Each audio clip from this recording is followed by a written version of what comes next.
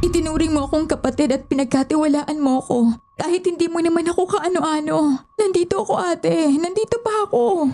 Isa ka talagang halimaw, Rina. Akala ko ba minahal mo ng sobra si Chester? Akala mo siguro, hindi ko malalaman ang relasyon niyo ng asawa ko! Bago natin simulan ang kwento, please like and share the video at huwag na din kalimutang mag-subscribe.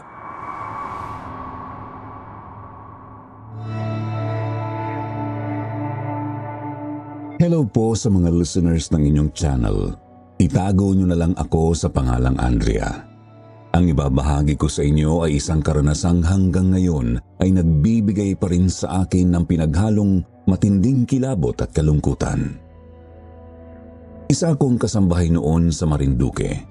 Ang amo ko ay ang mag-asawang Rina at Chester. Hindi rin nila tunay na mga pangalan. Ang amo kong babae ay 2 taon na nagtrabaho sa Hong Kong bilang personal caregiver. Bago siya umalis noon para mag-abroad, 1 taon na akong nagtatrabaho sa kanila. Anak ako ng dati nilang kasambahay, ngunit nang mamatay ang nanay ko dahil sa atake sa puso, kinupkup na nila ako at itinuring na parte ng kanilang pamilya.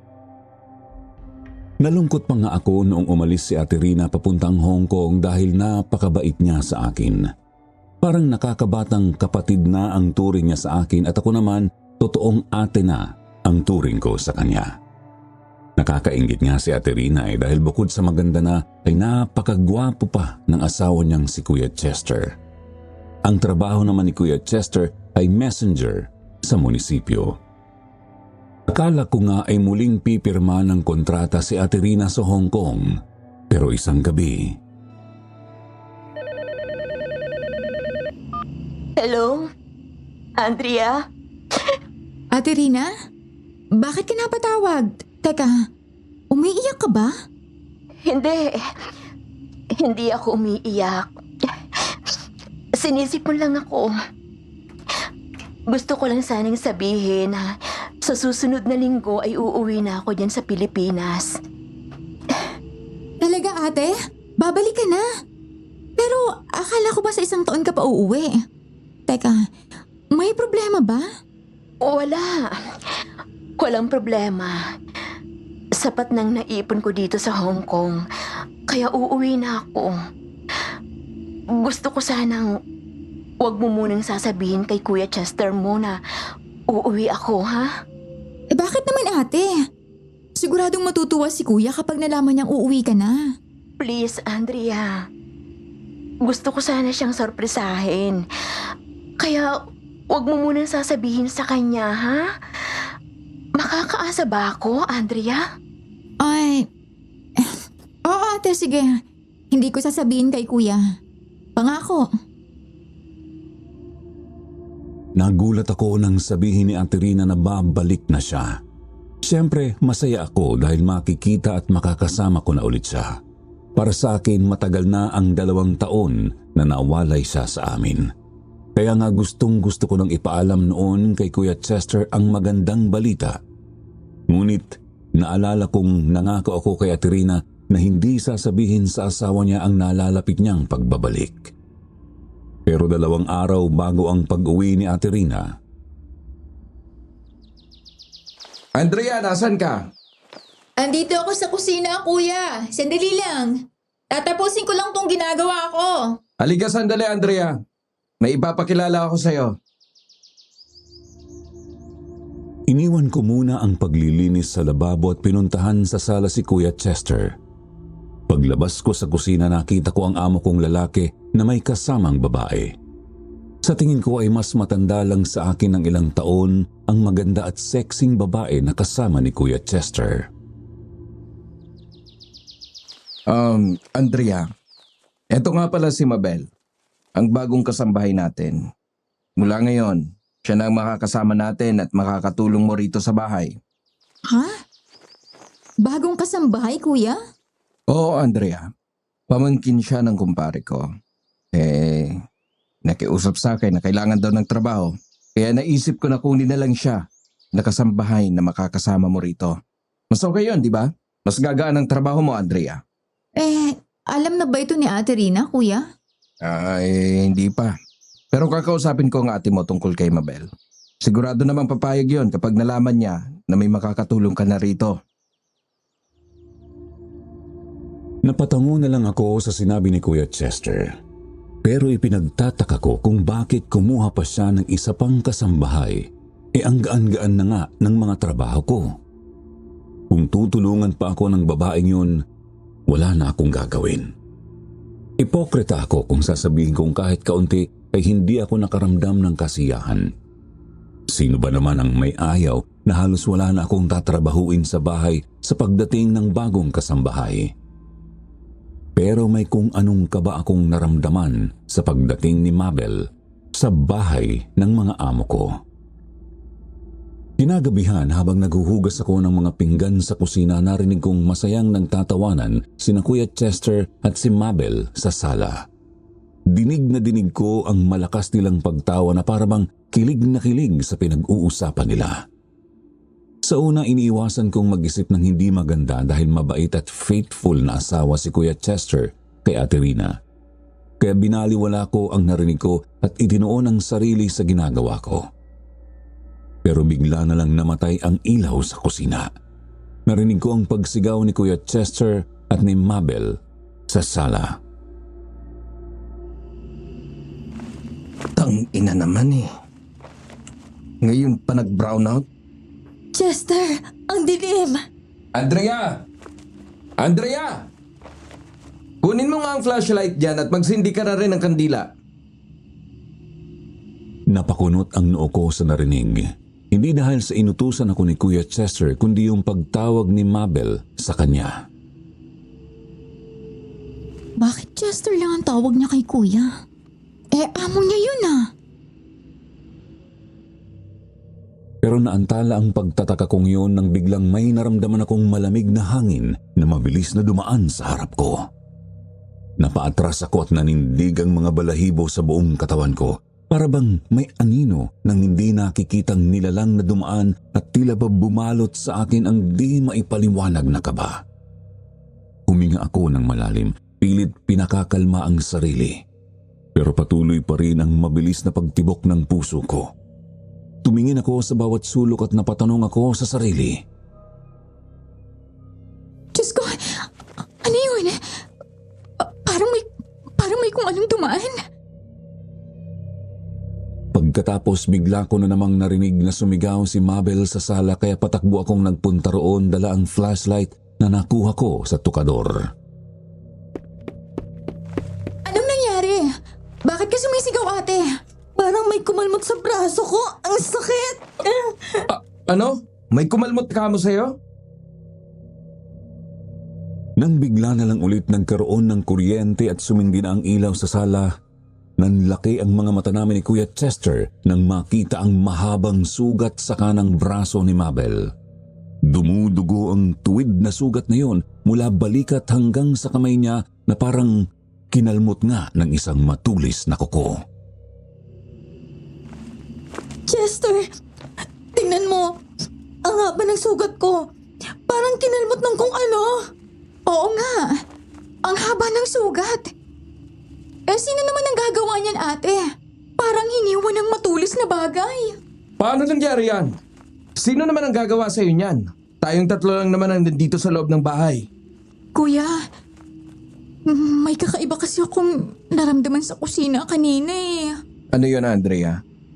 May dumaan kasing kung ano sa harap ko, kuya. Parang may kung anong anino na mabilis na dumaan na parang hangin. Hindi ko nga makita ng mabuti eh. Pero ramdam ko yung kakaibang lamig na dala niya. Grabe, kuya. Nanindig talaga lahat ng balahibo ko. Para bang may mata na nakatingin sa akin. Pero hindi ko naman yun nakita. Hindi ko alam kung guni-guni ko lang ba yun o totoo talaga. Ha? Anino? Nawalan lang ng kuryente. Kung ano-ano na kaagad ang na-imagine mo. Kilala kita, Andrea.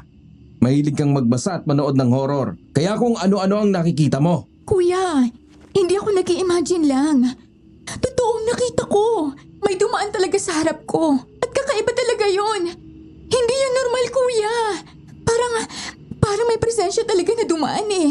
Ngayon nga, naninindig pa rin ang mga balahibo ko. Mukhang nasasobrahan ka na yata sa gawain dito sa bahay, Andrea. Kaya kung ano-ano ang nakikita mo. Imposible kasing sinasabi mo eh. Oo, dito tayo nakatira sa probinsya. Pero kahit kailan, wala naman akong naramdamang kakaiba rito. At kaya ako nga isinama rito si Mabel para may makatulong ka. Para hindi ka na masyadong napapagod. Ay nako, ikaw naman Mabel. Baka naman nasagi lang ang braso mo dyan sa sanga ng tuod na nasa tabi mo kaya ka nasugatan. Hayaan mo at gagamutin ko ang sugat mo. Andrea, kunin mo nga yung first aid kit sa cabinet. Dalian mo. Baka nga, Chester. Kasi nung nawala ng ilaw, naidikit ko yata tong braso ko dito sa sanga ng tuod kaya siguro nasugatan ako. Ang tinutukoy ni Kuya Chester ay ang halamang tuod na nasa gilid ng kahoy na silya kung saan nakaupo si Mabel.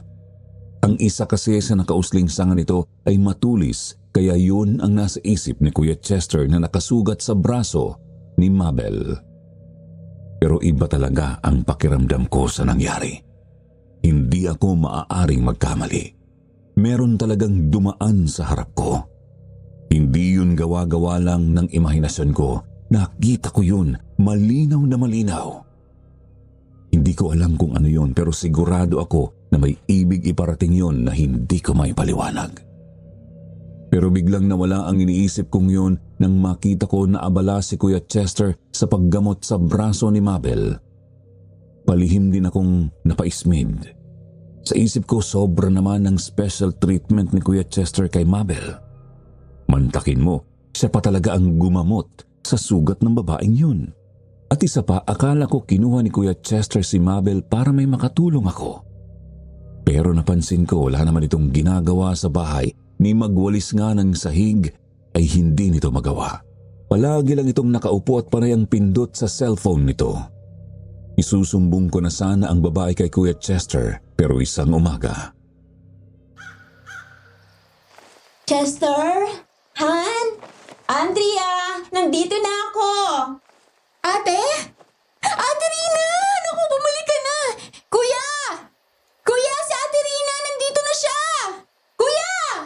Rina? Bakit bumalik ka na? Bakit hindi ka man lang nagpasabi na darating ka na? Han, namiss kita, Han. Sinadya ko talaga na hindi ipaalam sa inyo ang pagdating ko kasi gusto ko kayong isurprise ni Andrea. Bakit, Han? Ayaw mo ba na nandito na ako? Hindi na ako babalik sa Hong Kong. Sapat nang naipon ko para maitayo ang pangarap nating negosyo. Diba? Yun naman talagang plano natin, Han. Kaya nga ako nag-abroad dahil yun ang gusto nating mangyari. Hindi naman sa ganun, Han. Nagulat lang ako sa biglaan mong pagdating. Hindi ka man lang namin nasundo sa airport at hindi man lang kami nakapaganda. Ano ka ba? Okay lang yun. Ang mahalaga ay nandito na ulit ako. Oy, Andrea, kumusta ka na? Sobra din kitang namiss. Naku, may mga pasalubong ako para sa'yo. Siguradong magugustuhan mo. May mga pabango, lotion, chocolates at mga damit para sa'yo. Naku, na-miss din kita, Ate Rina. Mabuti't bumalik ka na. Tsaka, okay lang ako, ate. Kahit wala akong pasalubong, basta safe kang nakauwi rito. Sapat na yan, ate.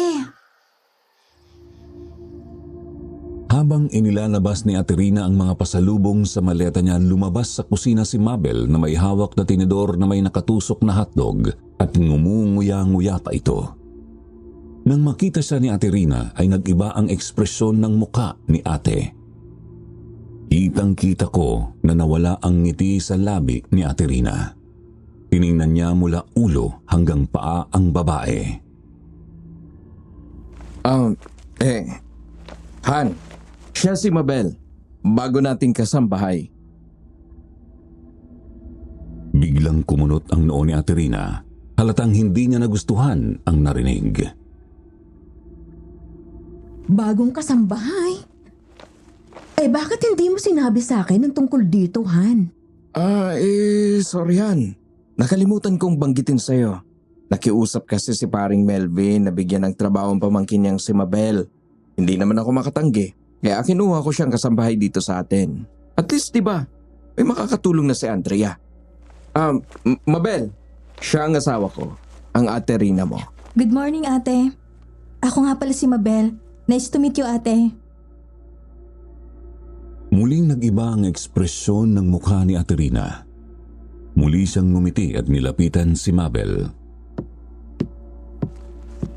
Hello, ako si Rina, asawa ni Chester. Mabuti naman at may makakatulong na si Andrea. Feel at home ha, Mabel? Napakamot pa sa ulo niya si Kuya Chester nung oras na yon. Ang akala siguro niya ay magagalit si Ate Rina sa pagkuha at pagpapatuloy niya kay Mabel sa bahay nang hindi niya ito ikinukonsulta kay ate. Kalmado lang si Ate Rina at mukhang tanggap naman niya ang pagdating ni Mabel sa buhay namin. Sa pagbabalik ni Ate Rina galing Hong Kong, akala ko nga ay magpapahinga muna siya dahil baka may jet lag pa siya. Pero hindi. Namalengke siya nung araw na yon at ipinagluto kami ng pananghalian. Ayan, luto na itong specialty kong dinuguan. Paborito mo ito, Han, di ba? Siguradong na mismo ang dinuguan ko, kaya eto, matitikman mo na ulit. O Andrea, alam kong na mismo rin ito, kaya kain ka hanggat mainit pa. Ikaw din, Mabel, tikman mo ang dinuguan ko. Tiyak na magugustuhan mo yan.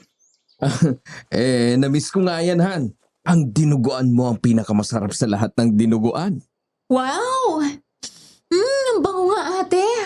Matitikman ko na ulit ang dinuguan mo. Wala kasing katulad ang dinuguan mo, Ate Rina. Naku! Yan ang isa sa namiss ko sa iyo, Andrea. Ang pagiging bolera mo. O siya, sige na. Kumain ka lang dyan. Marami akong niluto kaya damihan mo ang pagkain, ha? Lalo ka na, Mabel. Kain ka lang ng kain, ha? Oo naman, ate. Ang sarap nga ng dinuguan mo kahit na mas paborito kong ulam ay lechon paksiw. Pero okay na itong dinuguan mo. Ganun ba? Sige, sa susunod ay magluluto ako ng lechon paksiw para sa iyo, Mabel.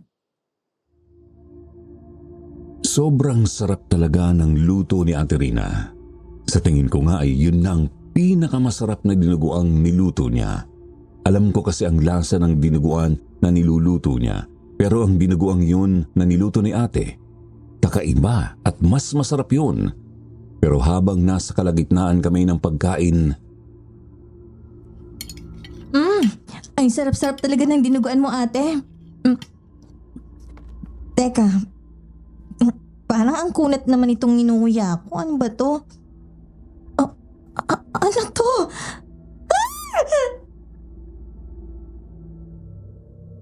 napasigaw si Mabel pagkatapos ay histerikal na pumunta sa lababo at nagsusuka.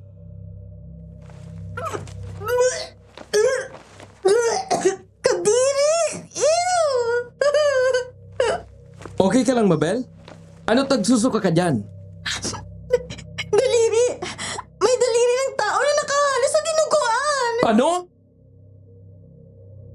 Itinuro ni Mabel ang lababo at nanlaki ang mga mata namin ni Kuya Chester sa nakita namin. Pasintabi sa mga kumakain, pero ang nakita namin sa lababo kasama ng suka ni Mabel ay isang putol na daliri ng tao na may kagat na dahil nginuya yun ni Mabel. Diyos ko! Daliri nga! Saan galing yan? Yuck! Kadiri talaga! May daliri ng tao ang dinuguan mo, ate. Ano ka ba? Rina, ano tong inihalo mo sa niluto mong dinuguan? Bakit may daliri ng tao? Nagpapanik na kaming tatlo pero si Ate Rina kalmado na tumayo sa kinauupuan at lumapit sa amin. Anong pinagsasasabi niyo dyan? Anong daliri ng tao? Ayan o, tingnan mo sa lababo. Saan ang galing yan? Lumapit si Ate Rina sa lababo at kinuha ang isinuka ni Mabel. Pero laking gulat namin nang makita na piraso ng tenga ng baboy ang hawak-hawak niya. Anong sinasabi niyong daliri ng tao? Tenga lang ng baboy to, oh. Ano? Teka, bakit naging tenga ng baboy yan? Kanina lang. Imposible. Kitang-kita namin kanina. Daliri ng taong sinuka ko. Paano nangyari yon? Daliri ng tao yan kanina. Hindi na nakontento si Ate Rina at hinalukay ang isinuka ni Mabel nang walang pandidiri. Nasaan din ang daliring sinasabi niyo? Puro laway lang ni Mabel at tenga ng baboy to, oh.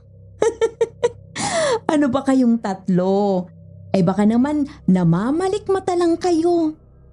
Ako yung galing sa biyahe, pero kayo ang mukhang may jet lag. Tinawanan lang kami ni Ate Rina. Pagkatapos niyang maghugas ng kamay, umupo ulit siya sa hapagkainan at ipinagpatuloy ang pagkain. Kami namang tatlo ni na Kuya Chester at Mabel ay nawalan na ng gana dahil sa nakita namin. Hindi talaga kami pwedeng magkamali. Daliri talaga ng tao ang nakita namin dahil may kuko pa yun. Kaya laking pagtataka namin nang sa isang iglap ay nawala yun at mapalitan ng tenga ng baboy. Ang gabing yun, hindi pa rin kami mapakali. Iniisip pa rin namin kung ano ang nangyari. Di kaya tama si Ate Rina na namamalikmata lang kami? Dahil sa nangyari, minabuti na lang naming lahat na maagang magpahinga. Baka kasi pagod lang kami kaya kung ano-ano ang nakikita namin. Pumasok na sa kwarto nila sina Kuya Chester at Ate Rina at kami naman ni Mabel ay dumiretso na rin sa aming kwarto. Magkasama kaming dalawa sa kwarto mula nang dumating siya sa bahay. Ang higaan niya ay ang kama na malapit sa bintana. Ang kama ko naman ay katabi ng pinto dahil maihiin ako sa gabi kaya doon ko gustong pumwesto para madali akong makalabas sa kwarto at makapunta sa banyo. Alas 11 na ng gabi pero hindi pa rin ako dalawi ng antok. Nakatingin lang ako sa kisame. Iniisip ko pa rin ang nangyari kanina. Kung paano nawala at naging tenga ng baboy yung daliri ng tao na isinuka ni Mabel. Nang walang ano-ano, may narinig akong kumakalusko sa labas ng bintana. Sa una hindi ko pinansin, baka kasi may naligaw lang na pusa roon na gumagawa ng ingay. Pero habang tumatagal, lumalakas ang naririnig kong kaluskos na parabang ang gumagawa ay matatalas na kuko. Huminga ako ng malalim at dahan-dahang sumilip sa bintana. Sa pag-abot ng dilim sa aking paningin, nakita kong may anino na kumikilos sa labas. Isang anyo na hindi ko mawari. Nang mas lumapit ito, tumayo ang balahibo ko. Hindi yun pusa. Nakita ko ang isang malaking anino na nakatayo sa labas ng bintana ng kwarto namin. Medyo malayo ang kinatatayuan nito. Nasa tabi ng puno ng kamatsili. Hindi ko masyadong makita kung ano yun kasi madilim sa labas. Pero alam kong hindi yun hayop. Habang sinisipat ko kung ano yung nasa labas, bigla namang may naramdaman akong humawak sa balikat ko kaya napasigaw ako. Paglingon ko sa likuran ko, laking gulat ko nang makita ko si Mabel na nagising at pupungas-pungas pa. Bakit hindi ka pa natutulog? Anong sinisilip mo dyan? May narinig kasi akong kumakalusko sa labas ng bintana. Akala ko nga pusa, pero hindi. Nang silipin ko, may malaking aninong nakatayo sa puno ng kamatsili na katapat ng bintana ng kwarto natin. Halika, tingnan mo. Silipin mo rin. Ayoko nga. Baka mamaya aswang yung nakita mo eh. Isara mo na nga yung bintana. Pagkasara ko sa bintana, bigla kaming may narinig na malakas na pagaspas sa labas, parang malaking pakpak na pumapagaspas sa dilim ng gabi. Napatingin kami sa isa't isa ni Mabel. Kapwa kinakabahan. Oh, ano yun? Bulong niya sa akin habang mahigpit na nakahawak sa braso ko. Hindi ko alam ang isasagot pero pakiramdam ko'y may kung anong malamig na dumaloy sa buong katawan ko. Lumapit ako sa bintana. Nanginginig ang mga kamay at sinubukang silipin ulit kung ano ang nasa labas. Habang dahan-dahan kong binubuksan ang bintana na natili kaming tahimik, dinig ang kabog ng aming mga dibdib. Isang malalim na buntong hininga ang pinakawalan ko bago ako sumilip. Ngunit nanlaki ang mga mata ko nang muli kong makita ang malaking anino na may pakpak na nakatayo sa tabi ng puno ng kamatsili. Sigurado ako na sa direksyon ng kwarto namin nakatingin ang anino na yon, pero hindi rin ito nagtagal at biglang naglaho sa paningin ko na parang usok na tinangay ng hangin. Sa puntong yun, nang hilakbot na ako at nagmamadaling isinara ang bintana. Oh, bakit ganyan ang mukha mo? Anong nakita mo? Nakita ko ulit yung malaking aninong nakatayo sa labas. At meron yung mga pakpak. Sigurado ako na yun ang narinig natin kaninang pumapagaspas. Malakas ang kutob ko na aswang nga yun. Diyos ko, wag mo nang bubuksan ng bintana, ha? Baka pasukin tayo ng aswang dito sa kwarto! Napatango na lang ako at muling bumalik sa higaan ko. Si Mabel naman ay nahiga na rin at nagtalukbong na ulit ng kumot. Buong magdamag akong hindi nakatulog. Pinakikiramdaman ko ang paligid, baka kasi bumalik na naman yung anino na may pakpak. Pero wala na akong narinig na anumang kaluskos at pagaspas ng gabing iyon. Kinaumagahan, araw yun ng linggo. Agad naming ikinuwento kina Kuya Chester at Ate Rina ang narinig at nakita ko kagabi. Ano ka mo? Aswang? Inaswang kayo kagabi? Oo, kuya. Sigurado akong aswang yung nakita ko kagabi sa labas ng bintana. Malaking anino yun na may mga pakpak. Dinig na dinig ko ang mga kaluskos niya at ang pagaspas ng pakpak niya. Totoo ang sinabi niya. Narinig ko rin yung malakas na pagaspas kagabi. Sigurado rin akong aswang yon. May aswang na gumagala rito. Aswang? Matagal na tayo nakatira dito, Andrea. Pero kahit kailan, ay wala tayong nababalitaan na may gumagala o umaataking aswang dito sa lugar natin. Tama ang Ate Rina ninyo. Walang aswang dito. Kaya imposible yung sinasabi ninyong dalawa. Baka hayop lang na naligaw yung nakita mo kagabi, Andrea. Pero hindi ako maaaring magkamali, kuya. Ate, kitang-kita ko yung aninong yun. Hindi yun hayop. Aswang yun! Aswang! Naniniwala ako kay Andrea. Kahit hindi ko nakita yung nakita niya kagabi. Malakas din ang pakiramdam ko na aswang yon. Kung ibon lang yung narinig namin, di sana hindi ganun kalakas ang magiging pagaspas ng mga pakpak. Ibang klaseng pagaspas na yon at parang matatangay ng bubong nitong bahay. Mabel, hindi imposible na ibon ang may gawa ng mga pagaspas na narinig niyo kagabi dahil may mga malalaking uri ng ibon na naliligaw rito na nanggagaling pa sa bundok. Kaya kalimutan niyo na ang nakita niyo, ha? Wag nyo na lang bubuksan ang bintana sa loob ng kwarto ninyo. At baka makapasok pa rito yung ibon na yon. Lalo ka na, Andrea. Ikaw pa naman ang mahilig magbukas ng bintana. Hindi na lang kami kumibo ni Mabel dahil kahit ano namang sabihin namin ay hindi sila naniniwala. Sinubukan ko na lang kalimutan ang nangyari at ipinagpatuloy ang mga gawain sa bahay. Si Mabel naman ay halatang takot pa rin at kinakabahan. Napilitan na rin siyang tumulong sa mga trabahong bahay dahil alam niyang naroon na si Ate Rina. Nahiya na siguro dahil tiyak na hindi na pwede ang pagbabanjing niya. Kung umuubra ang katamaran niya kay Kuya Chester, hindi yun uubra kay Ate Rina. Nang umagang yun, nagpaalam sa akin si Kuya Chester na siya raw ang mamamalengke at isasama raw niya si Mabel para may makatulong.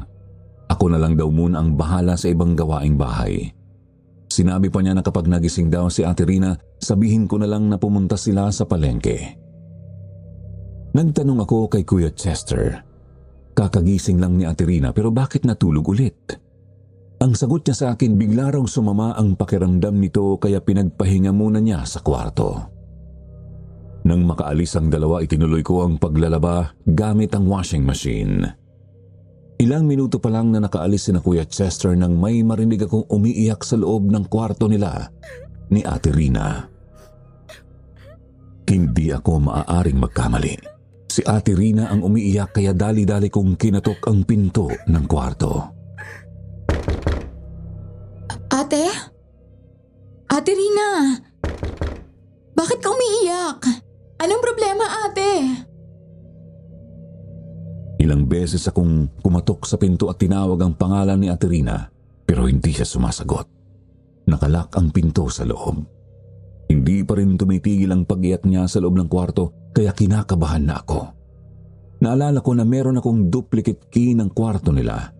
Ibinigay sa akin yun ni Ate Rina noon kung sakali mang magkaroon ng emergency na kailangan kong buksan ng kwarto nila.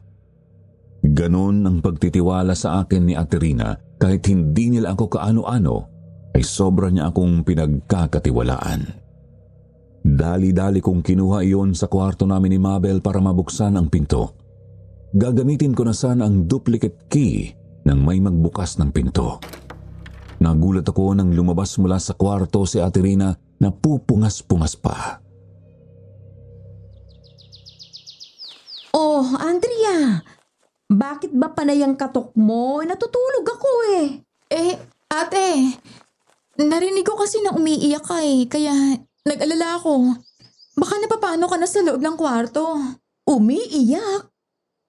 Kagigising ko lang. Naku, Andrea. Kung ano-ano na naman ang nai-imagine mo.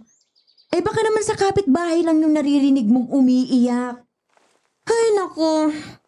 Teka, nasaan ba ang Kuya Chester mo? Kasama ko lang siya dito sa kwarto kanina. Napakunot ang noo ko sa sinabi ni Ate Rina. Hindi ako nagkakamali sa narinig ko. Siya talaga ang umiiyak. Alam na alam ko na siya yun dahil ilang beses ko na rin siyang narinig na umiyak noon nang malaman niyang pumanaw na ang nanay niya. Kaya sigurado ako na siya yun. Pero ang ipinagtataka ko nang lumabas siya ng kwarto at humarap sa akin ay wala akong nakitang bakas ng pag-iyak sa mga mata niya. Ang nakita ko lang ay ang mga mata niya na halatang bagong gising. Igigiit ko sana ang narinig ko ngunit binaliwala ko na lang. Ang sabi ni Kuya Chester ay masama raw ang pakiramdam ni Ate Rina kaya hindi na ako nagsalita at baka mapagalitan pa niya ako. Sinagot ko na lang ang tanong niya. Nagpunta si Kuya Chester sa palengke, ate. Kasama niya si Mabel. Sa sinabi ko ay bigla na namang nag-iba ang ekspresyon ng mukha ni Ate Rina.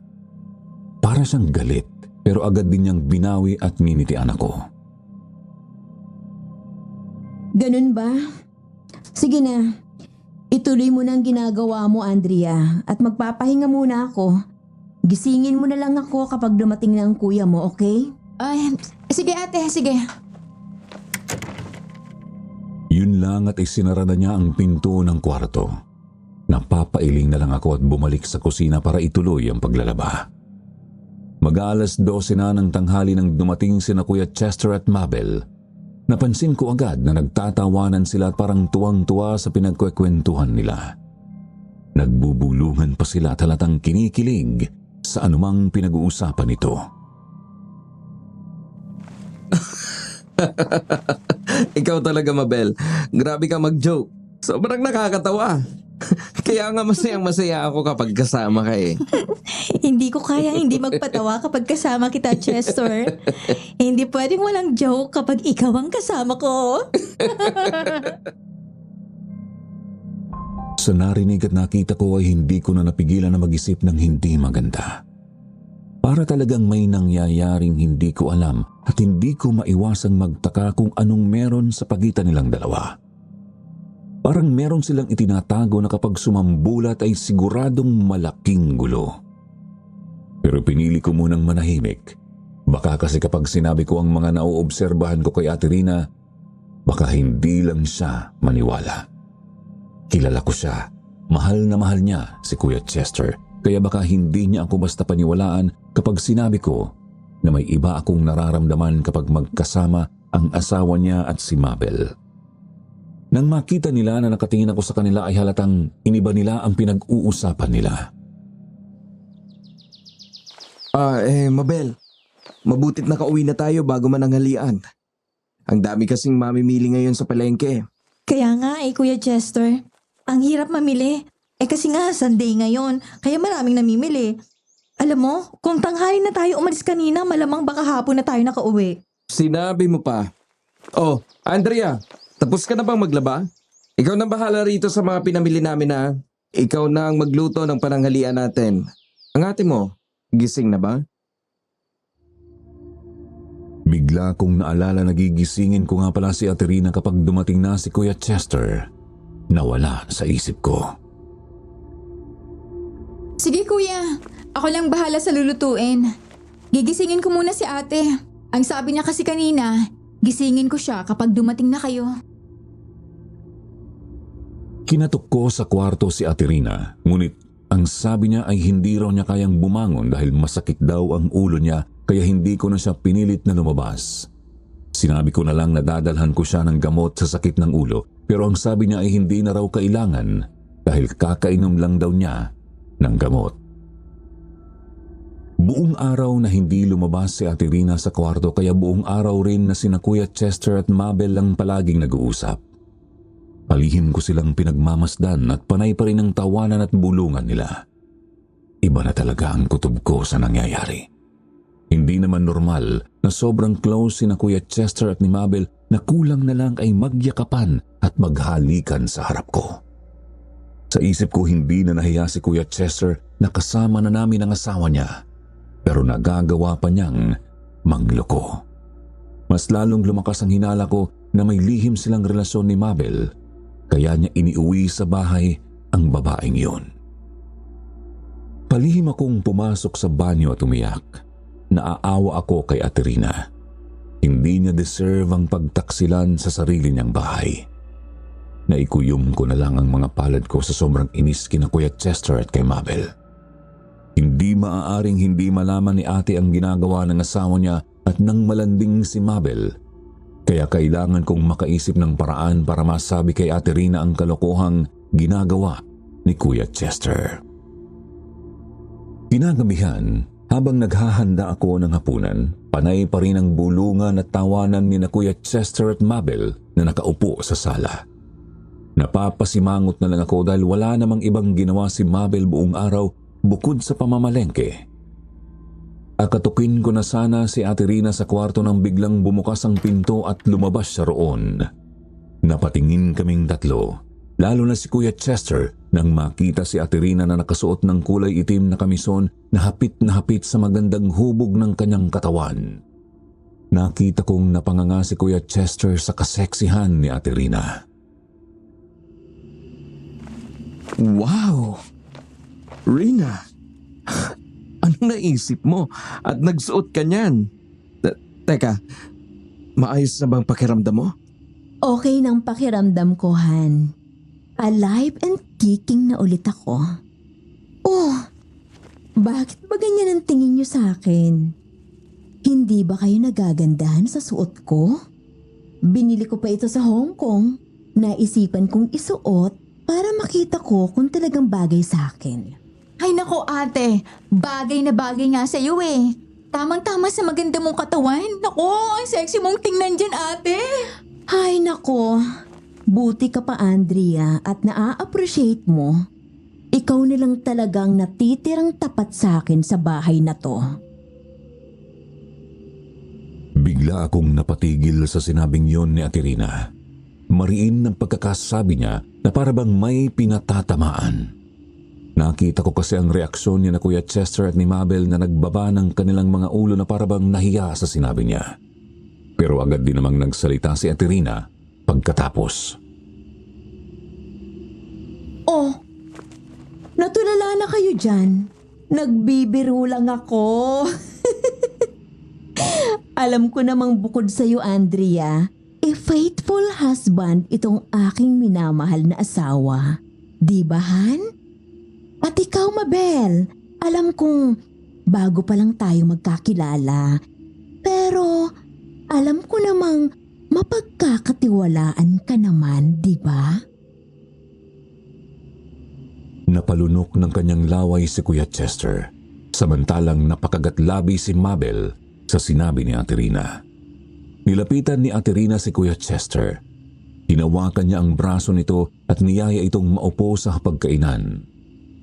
Habang magkatabi sila, panay pa ang yakap ni Ate Rina kay Kuya Chester. Napapansin ko na napapasimangot na si Mabel sa paglalambing ni Ate Rina sa asawa. Palihim akong natuwa dahil yun naman talaga ang dapat. Matuto siyang lumugar sa dapat niyang kalagyan. Sa isip ko, gusto ko nang pumalakpak sa sweet moment na yon ni na Ate Rina at Kuya Chester. Bulong ko sa sarili. Ganyan nga, Ate Rina. Huwag mong hayaan na mawala sa iyo ang asawa mo. Kaya nang matapos kaming maghapunan, agad na inaya ni Ate Rina si Kuya Chester sa kwarto nila. Halika na, Han. At may gagawin pa tayo. Sulitin natin ang pagbabalik ko. Kailangan ay makabuo na tayo para naman may munting anghel na tayo dito sa bahay. Para may maaalagaan na rin itong si Andrea. Oo, Han. Sige, pasok na tayo sa kwarto. Walang nagawa si Kuya Chester kundi ang sumunod kay Ate Rina. Bago sila pumasok sa kwarto, nagsalita pa si Ate Rina. Nga pala, Mabel. Tulungan mo si Andrea sa pagliligpit sa kusina at paghuhugas ng pinggan, ha?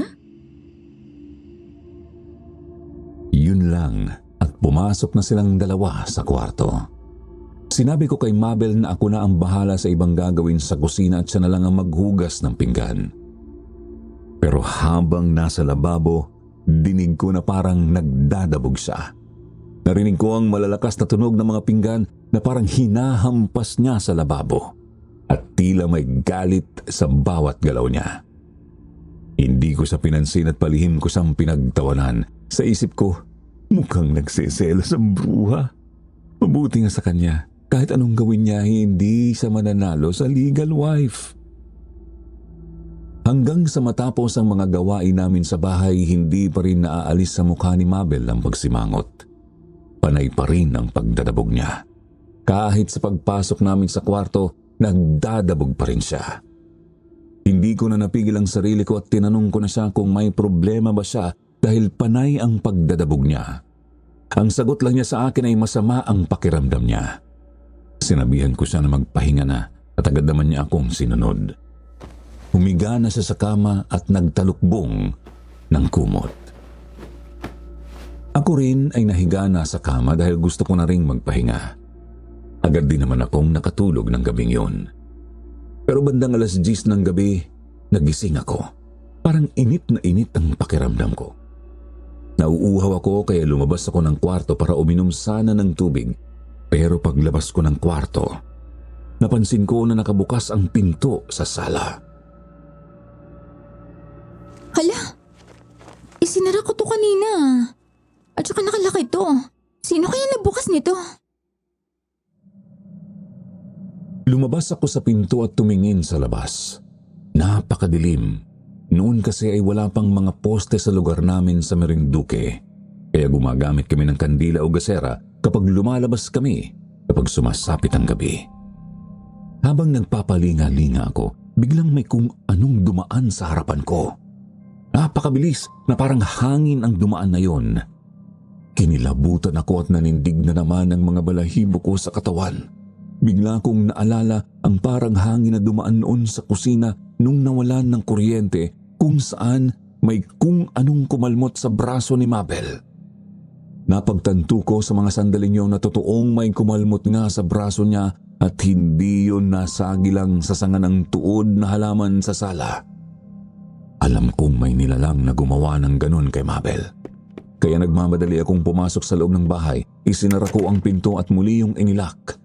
Nang bigla ko namang narinig na sumigaw si Mabel sa loob ng kwarto. Diyos ko! Si Mabel!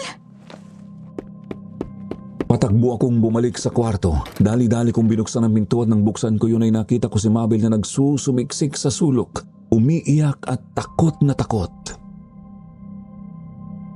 Mabel? Anong nangyari? Bakit ka sumigaw? Andrea, yung aswang, gustong pumasok sa bintana. Gusto niya akong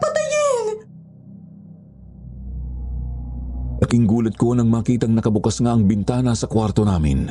Kahit natatakot ako at kinakabahan, nagawa kong sumilip sa labas ng bintana, ngunit wala akong nakita. Ini-expect ko na makikita ko roon ang malaking anino na may mga pakpak na nakita ko nung nakaraan, pero wala. Hindi ko yun nakita, kaya isinara ko na lang ng mabuti ang bintana. Nang muli kong lapitan si Mabel, nanginginig pa rin ito sa takot at umiiyak. Ano ba talagang nakita mo, Mabel? Totoo ba na nakita mo ang aswang? Oo, ang aswang. Gusto niyang pumasok sa kwarto natin. Gusto niya akong lapitan. Gusto niya akong patayin. Pilit siyang pumapasok sa bintana. Patuloy pa rin sa pag-iyak si Mabel nang pumasok sa kwarto namin si Kuya Chester at kasunod niya si Ate Rina. Anong nangyari? Narinig ko na para kayong nagkakagulo rito. At bakit ka umiiyak, Mabel? Kuya, ate, nakita raw ni Mabel ang aswang. Gusto raw pumasok dito sa loob at gusto raw siyang patayin. Ano? Aswang na naman. Ano na naman kalokohan nito? Totoo ang sinasabi ko. Nakakatakot ang aswang na yon. Mukha siyang paniki na may pakpak. Pilit niyang ipinapasok ang katawan niya sa bintana para patayin ako. Kuya, hindi po siya nagsisinungaling.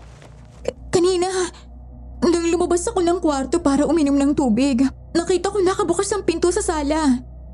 Tapos nang lumabas ako, may dumaan akong ano sa harap ko. Mabilis yun na parang hangin. Kuya Chester, yun din yung nakita ko nung gabing nawalan ng kuryente. Malakas din ang kutob ko na yung nakita ko ang may gawa ng malaking sugat na parang kalmot sa braso ni Mabel. Ginawa yun ng isang aswang. Hindi nakakibo si Kuya Chester sa sinabi ko. Parang napaisip din siya. Si Ate Rina naman napansin ko na kalmado lang at parang hindi nag-aalala sa nangyari. Sigurado ka pa talaga sa nakita mo, Mabel? Ang tagal na naming nakatira dito. Pero ngayon lang ako nakarinig ng ganyan. Pero kung totoo ang sinasabi mong may aswang nga na gustong pumasok dito, ang ibig lang sabihin ay may buntis dito sa loob ng bahay. Nanlaki ang mga mata ko. Kung totoo man ang sinabi ni Ate Rina, sino ang buntis? Imposibleng ako ang buntis. Kaya nga nag-love making kami kanina ng kuya niyo dahil gusto ko nang mabuntis. Ikaw naman, Andrea. Hindi ako naniniwala na ikaw ang buntis dahil wala ka namang boyfriend. At noon pa man ay takot ka na sa lalaki. Sino na lang ang natitirang babae dito? Ikaw, Mabel, baka ikaw ang buntis? Napahawak ako sa bibig ko. Si Mabel, buntis? Pero itinanggi lang ni Mabel ang paratang ni Ate Rina. Hindi. Hindi ako buntis, ate. Hindi ako buntis. Ano ba yung sinasabi mo, Rina? Tinatakot mo naman siya eh. Tinatakot? Hindi ko siya tinatakot. Nagsasabi lang ako ng totoo. Ang pagkakaalam ko, kaya binabalik-balikan ng aswang ang isang bahay dahil may buntis sa bahay na yon. Diba? Ang gustong-gusto ng aswang ay yung sanggol sa sinapupunan ng buntis? At kung totoo man ang sinasabi niyo na pumunta ulit dito ang aswang, ang target niya ay isang buntis. Pero muling itinanggi ni Mabel na nagdadalang tao ito. At dahil patuloy pa rin sa pagyak si Mabel, pinainom na ito ni Kuya Chester ng pampakalma. At nang mahimasmasan ay agad na nakatulog ang babae. Para makasiguro, nilagyan ni Kuya Chester ng asin, bawang at buntot pagi ang bintana namin sa kwarto para hindi na roon makapasok ang aswang. Hindi agad kami nakatulog ng gabing yun, kaya pinagtimpla ko muna ng kape si na Kuya Chester at Ate Rina. Pero biglang may itinanong si Kuya Chester kay Ate Rina.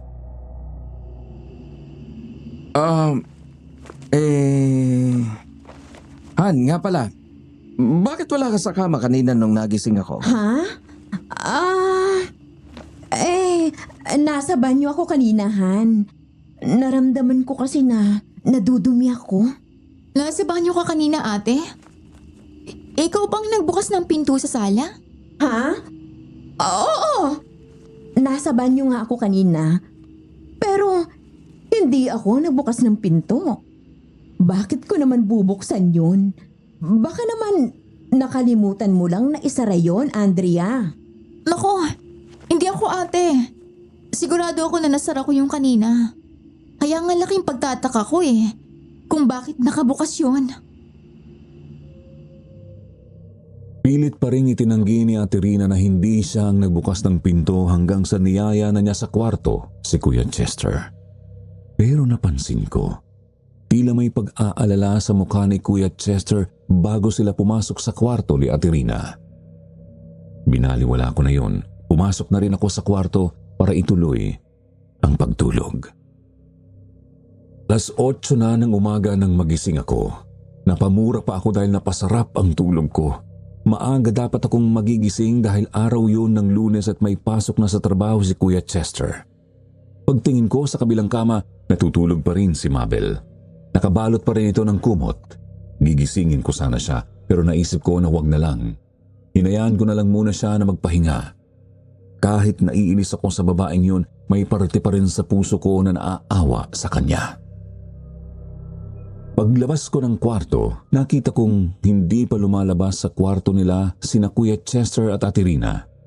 Marahil ay tulog pa kaya agad akong pumunta sa kusina para mag-init ng tubig at magluto ng almusal. Maya-maya ay lumabas na rin ng kwarto si Ate Rina. Good morning, Andrea. Nakatulog ka ba ng maayos? Magandang umaga rin, ate. Oo, nakatulog naman. Late na nga ako nagising Ayos lang yun. Alam kong nahirapan kang matulog dahil sa nangyari kagabi. Ewan ko ba dyan sa Mabel na yan? Kung ano-anong nakikita. Bakit pa kasi dinala ng kuya mo yan ditong babaeng yan Pero wisyo lang siya sa atin. Ay nako. Nga pala, pumasok ng maaga ang kuya mo. Kaya tayo na lang ang mag-almusal. Muling bumalik sa isip ko ang nangyari nung nakaraang gabi. Kinikilabutan pa rin ako kapag naaalala ko yung hindi ko mawaring nilalang na dumaan sa harap ko. Sa tingin ko talaga ay yun ang aswang na gustong pumasok sa kwarto namin ni Mabel at gusto siyang atakihin. Pagkatapos naming mag-almusal ni Ate Rina, pumasok na siya sa kwarto. Ang sabi niya ay may gagawin daw siya. Ako naman ay magwawalis sa labas. Ilang araw ko na hindi nalilinis ang tapat ng bahay. Siguradong marami ng tuyong dahon doon. Habang nagwawalis ako ay sinitsitan ako ng matandang lalaki na kapitbahay namin. Siya si Mang Goryo na ang bahay ay nasa tapat lang namin. Agad naman akong lumapit sa matanda.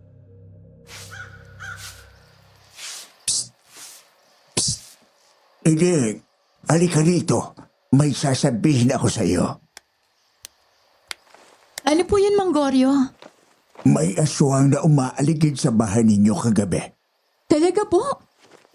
Nakita niyo rin yung aswang? Hindi ako ang nakakita kundi ang asawa kong si Paseng nang dumungaw siya sa bintana namin kagabi. Kitang-kita raw niya yung aswang na sumisilip sa bintana ng kwarto nyo. Isang taong paniki raw ang aswang na yon. Hindi maaaring magkamali ang asawa ko dahil nakakita na raw siya ng ganong uri ng aswang sa probinsya nila. Alam mo, kahit matanda na rin ang asawa kong si Paseng, malinaw pa ang mga mata niya at kahit madilim sa labas at walang poste ang ilaw, ay alam niya na aswang ang nakita niya. Nangilabot ako sa sinabi ng matanda. Tama nga ang kutob ko na aswang ang nakita ko na nakatayo sa labas ng bintana at ang muntik nang umatake kay Mabel. Yung aswang rin na yun ang nagparamdam nung nawalan ng kuryente sa bahay. Ang ipinagtataka nga lang ni Mang Goryo, kung may aswang na gumagala sa lugar namin, bakit wala siyang nababalitaan na nabiktima at napatay ng aswang? E di sana ay kumalat na sa lugar namin ang balita. Pero wala. At isa pang sinabi niya, ang posibleng dahilan daw kung bakit may umaaligid na aswang sa bahay namin ay may buntis doon na gustong-gusto raw ng aswang. Biglang bumalik sa isip ko ang sinabi ni Ate Rina na ang posibleng nagdadalang tao ay si Mabel. Pagkatapos akong kausapin ng matanda ay kinakabahan akong pumasok sa bahay. Gulong-gulo na ang isip ko sa mga nangyayari. Nang maabutan ko si Ate Rina sa kusina, mukhang magluluto na naman siya. Ate, ako nang gagawa niyan. Ako nang magluluto. Dapat nagpapahinga ka dahil kauuwi mo lang galing Hong Kong. Huwag mo akong alalahanin, Andrea. Ako nang bahala dito. Ako ang magluluto ngayon. Gusto ko ulit magluto ng masarap. Kitang-kita kong masaya si Ate Rina. Ayoko sanang sirain yun pero nakakaramdam na ako ng pagkakonsensya kaya panahon na para sabihin ko sa kanya ang hinala ko tungkol kina Kuya Chester at Mabel. Ate Rina, may sasabihin sana ako sa'yo. May dapat ka kasing malaman eh. Nako, Andrea. Kung ano man ang sasabihin mo ay maya-maya mo na sabihin sa akin. Ayokong maistorbo ang pagluluto ko. Promise, kung ano man yan ay papakinggan ko yan mamaya. Pero ngayon busy ako. Teka, si Mabel ba gising na? Kanina pa nakahilatang babaeng yan eh. Dapat ay tinutulungan niya tayo dito sa bahay, di ba? Ate, baka kasi na-trauma dahil sa nangyari kagabi. Kaya hinayaan ko na lang muna magpahinga. Huwag kang mag-alala. Hindi na rin naman magtatagal dito ang babaeng yan. Mawawala na rin siya dito. Silang dalawa. Bigla akong kinabahan. Parang may laman ang sinabing yun ni Ate Rina. Napansin kong kakaiba rin ang sigla niya ng araw na yon na parang may espesyal na okasyon siyang pinaghahandaan. Narinig ko pa siyang kumakanta-kanta habang nagluluto. Hapon na nang magising si Mabel, inihimas pa nito ang magkabila ng sentido. Masakit daw ang ulo niya kaya pinaupo ko muna siya sa may sala. Para siyang hinang-hina na hindi ko maintindihan. Inalok ko siya ng pagkain ngunit tinanggihan naman niya. Hindi pa raw siya nagugutom. 5:00 na ng hapon. Naliligo noon si Ate Rina at ako naman ay nagtapon ng basura sa labas ng bahay. Narinig ko na nagduduwal si Mabel. Nasa tapat siya ng puno ng mangga at doon siya dumuduwal. Lalapitan ko na sana si Mabel nang makita kong dumating si Kuya Chester galing sa trabaho. Pero ikinabigla ko ang sumunod na eksena.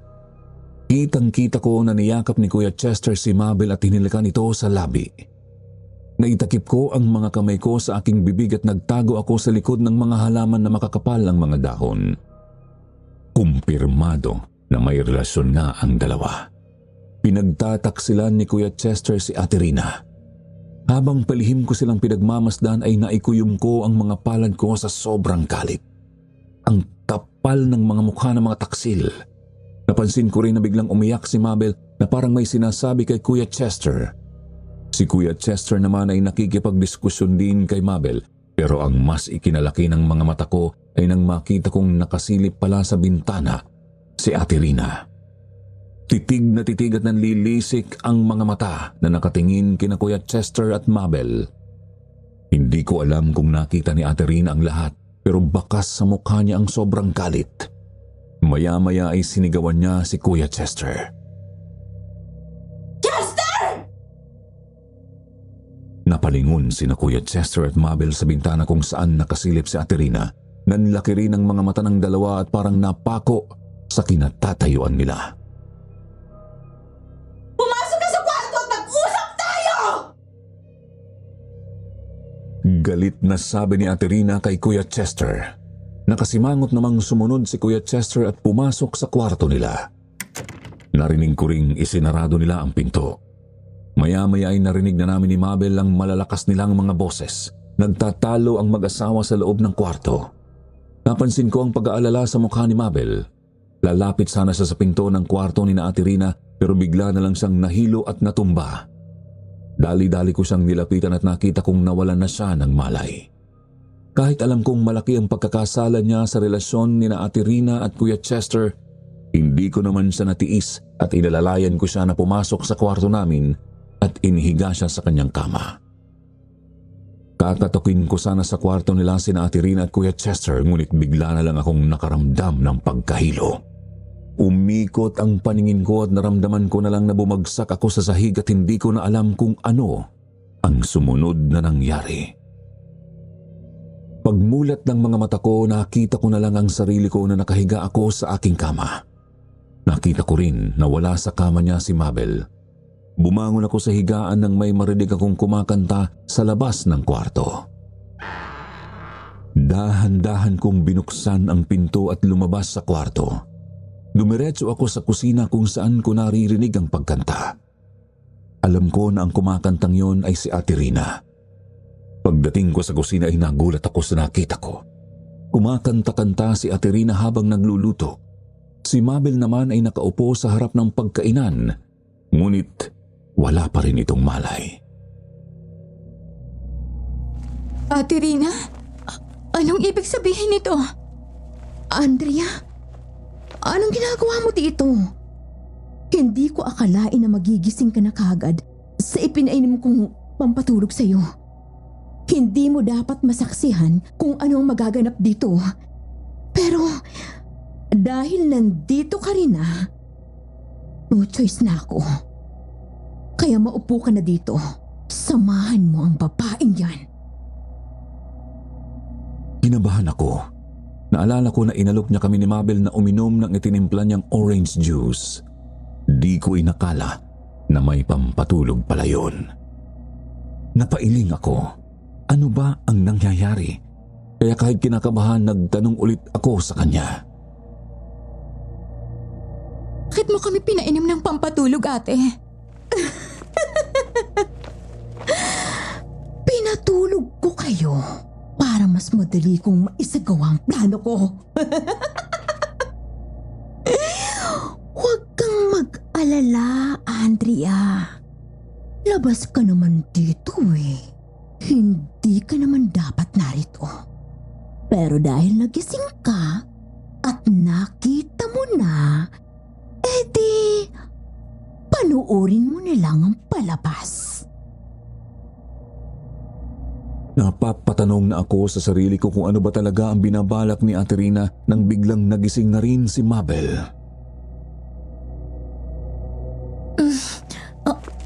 Anong nangyari? Aba! Gising ka na rin pala? Kumusta ang tulog mo, Mabel? Masarap ba? Ate Rina? Pagkabigkas niya ng pangalan ni Ate Rina, lumingalinga siya at parang may hinahanap. Sino ang hinahanap mo?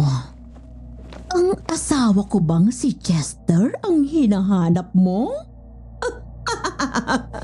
Huwag mo na muna siyang hanapin. Ang mabuti pa, kumain ka na ng hapunan. Special ang niluto kong ulam. Lechon paksiw. Di ba sabi mo, ito ang paborito mong ulam? Di ba?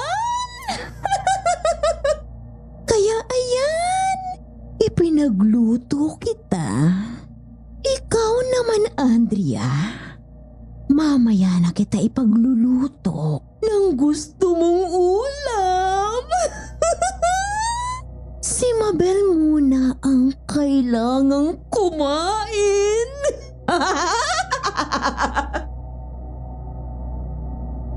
Inihain ni Ate Rina sa harap ni Mabel ang isang malaking mangkok na may lamang ulam na lechon paksiw. Napakabango ng amoy noon at mukhang napakasarap, kaya hindi ko rin naiwasang matakam. Ano pang hinihintay mo? Kumain ka na! Tikman mo yung niluto kong ulam. Teka, at ikukuha kita, ha? Oh, eto, tikman mo yung inilagay ko sa pinggan mo. Kahit mabango ang nilutong ulam ni Ate Rina, ayaw yung kainin ni Mabel. Nakatitig lang ang babae sa pinggan at nakasimangot. Nang biglang sumigaw si Ate Rina sa harap ni Mabel. Hindi mo kakainin? Gusto mong ako pang magpasok ng ulam sa bunganga mo? Ha? Kain! Dahil sa takot walang nagawa si Mabel kundi ang sundin si Ate Rina dahil tinututukan na siya nito ng kutsilyo sa leeg. Isinubo ni Mabel ang kapirasong laman ng ulam na nasa pinggan. Nginuya-nguya niya ito bago nilunok. Ano? Masarap ba, Mabel? Alam mo, kahit ako, sarap na sarap dyan sa parting niya ng asawa ko! Nanlaki ang mga mata namin ni Mabel sa sinabing yon ni Ate Rina. Nang tingnan mabuti ni Mabel ang piraso ng laman na kinain niya, bigla siyang naduwal at pilit na isinuka ang kinain niya. Pasintabi po ulit sa mga kumakain dahil ang piraso ng laman ng inuya at kinain ni Mabel ay laman mula sa pagkalalaki. Pagkalalaki ni Kuya Chester.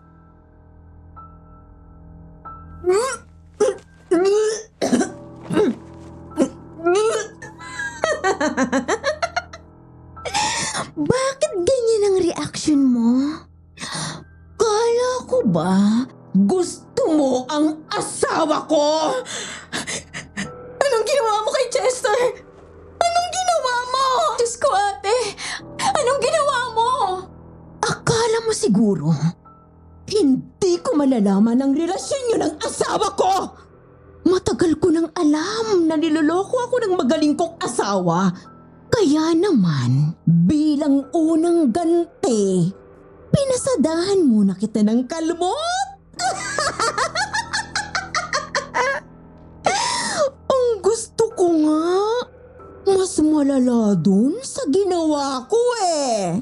Ang gusto ko ng mga oras na yun ay kainin ang braso mo.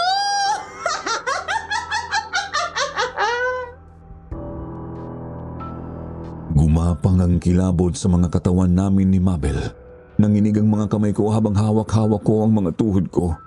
Bumilis din ang tibok ng puso ko na para bang ayoko nang marinig pa ang susunod na sasabihin ni Ate Rina. Ate Rina, huwag mong sabihin sa amin na... Oo, Andrea! Kung ano man ang iniisip ninyo, ay tama kayo. Ako ang gumawa ng mahabang kalbot sa braso ng babaeng yan! Ako rin ang nakita mong nakatayo sa harap ng bintana ng kwarto nyo. At ako rin ang nagtangkang pumasok doon para patayin ang babaeng yan! Isa akong aswang! Isa akong taong paniki! Muling nanindig ang mga balahibo ko sa matinding kilabot nang makita namin ang pagbabago ng anyo ni Ate Rina. Kitang-kita namin ang paghaba ng kanyang mga kuko sa mga kamay at sa paa. Tinubuan siya ng mga balahibo sa katawan, nanlilisik ang kanyang mga mata. Inilabas niya ang kanyang matatalas na ngipin at lumabas sa kanyang katawan ng mga pakpak hanggang sa maging ganap na siyang taong paniki.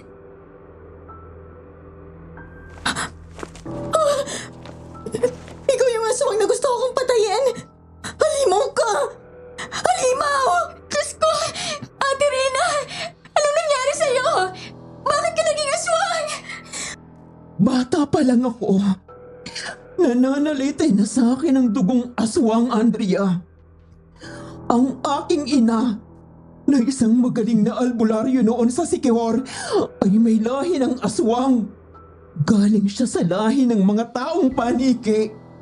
Ipinasa niya sa akin ang pagkaaswang niya bago siya namatay.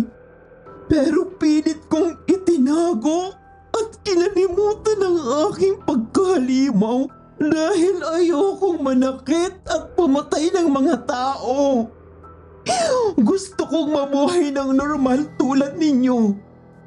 Mas lalang umigting ng pagnanais ko na mamuhay bilang ordinaryong tao nang makilala ko si Chester. Siya lang ang kauna-unahang lalaki na minahal ko ng sobra. Pero nang malaman ko na nilaloko niya ako, hindi ko matanggap. Tinalikuran ko ang masamang dugo na meron ako para lang sa kanya. Pero binaliwala lang niya ang pag-ibig ko.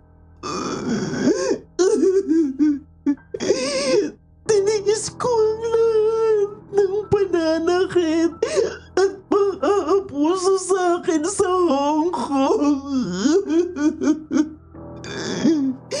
Dahil akala ko'y may babalikan pa ako dito. Pero wala na pala. Pati ang lalaking pinakamamahal ko ay sasaktan din pala ako.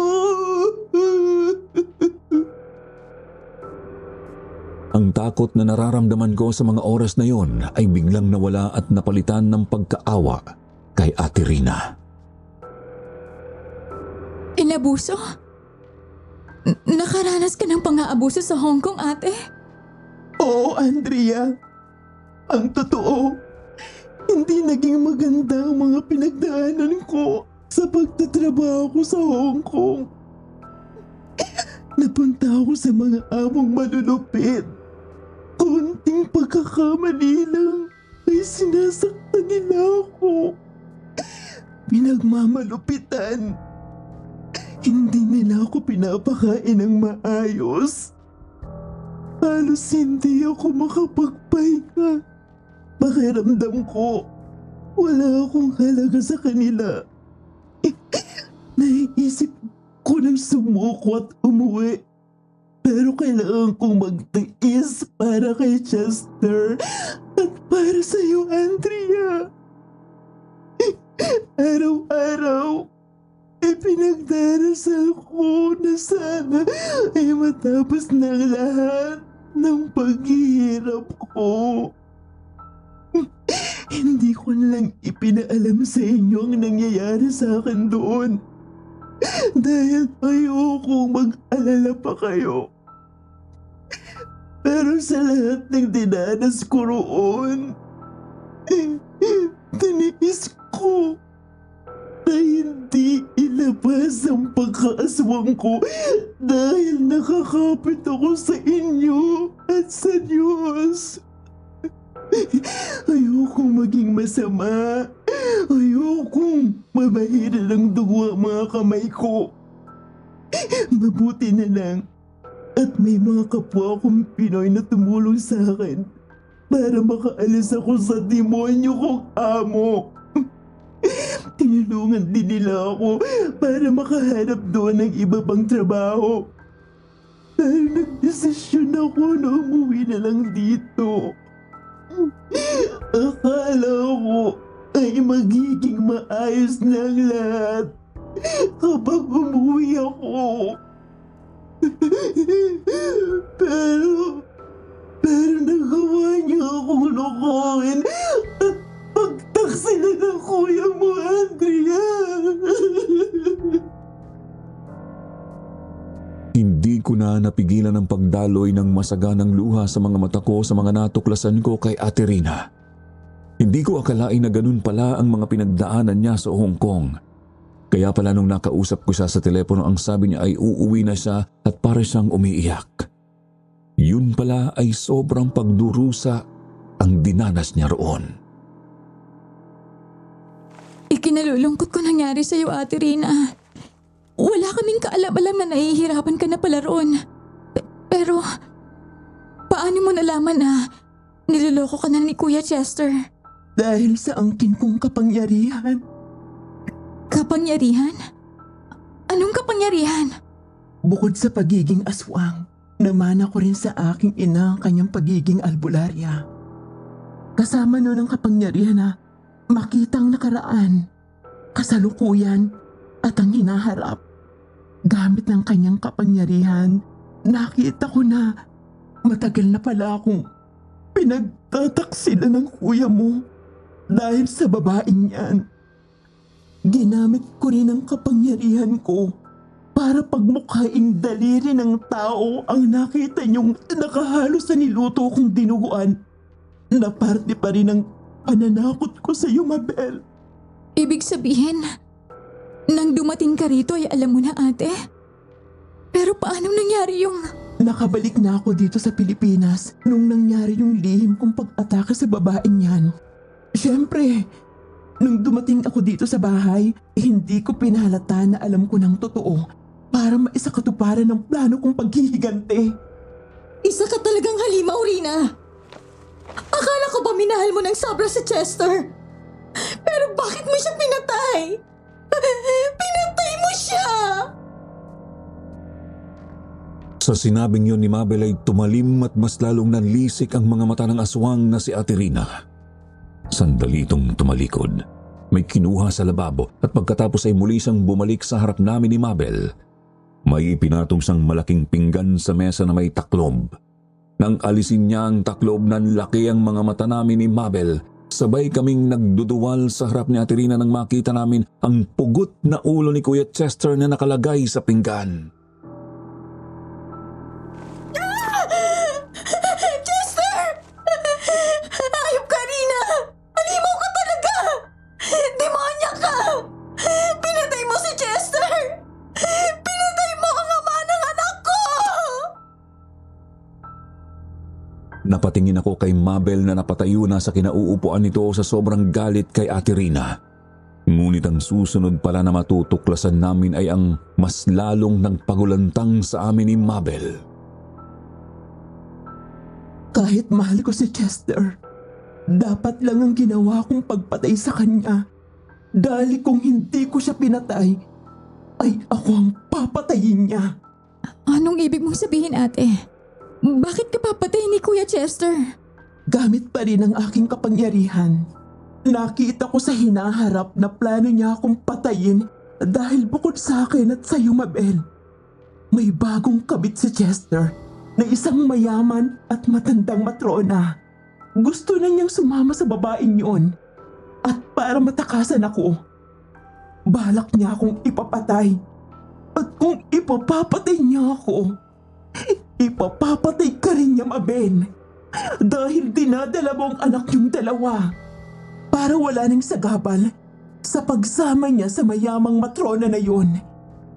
Sa nalaman ko, palihim ko siyang pinaimbestigahan at nalaman kong totoo nga na may relasyon sila ng matrona na yun. Napakasama pala niyang tao. Minahal ko pa naman siya. Pero hindi ko alam na kaya niyang gumawa ng ganong kasamaan para lang sa pera. Kaya inunahan ko na siya. Ako na ang pumatay sa kanya. Ipinakita sa amin ni Ate Rina ang mga ebidensyang litrato na magkasama si Kuya Chester at yung matandang babae na karelasyon nito na magkayakap at naghahalikan pa. Napahugulgol na lang si Mabel nang malaman ang katotohanan.